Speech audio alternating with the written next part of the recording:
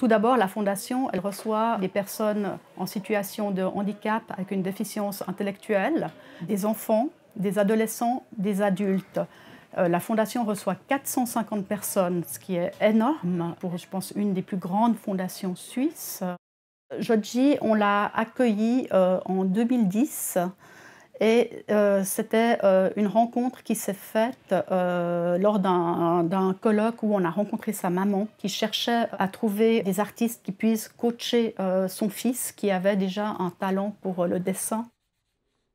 Dans les équipes de la Fondation Cap Loisirs, il y a beaucoup d'artistes qui travaillent ici, donc on a vraiment un véritable staff d'artistes.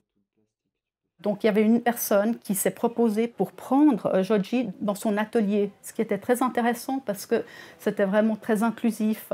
Il y a à Genève des ateliers qui sont dans des usines avec plein d'autres artistes et Jodji allait chaque semaine dans cet atelier. Pour Jodji, ce qui nous semblait, à notre avis, important, c'était de lui amener un apprentissage.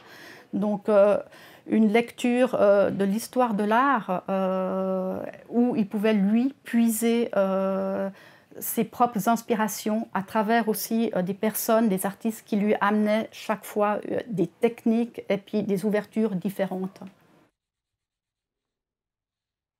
Donc, accompagner Jodji dans son chemin artistique, c'est effectivement une des fonctions que la Fondation poursuit.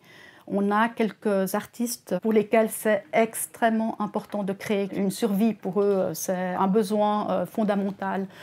Et pour ces artistes, c'est vrai qu'il n'existe très peu de structures, quasiment pas, où ils peuvent aller pour créer.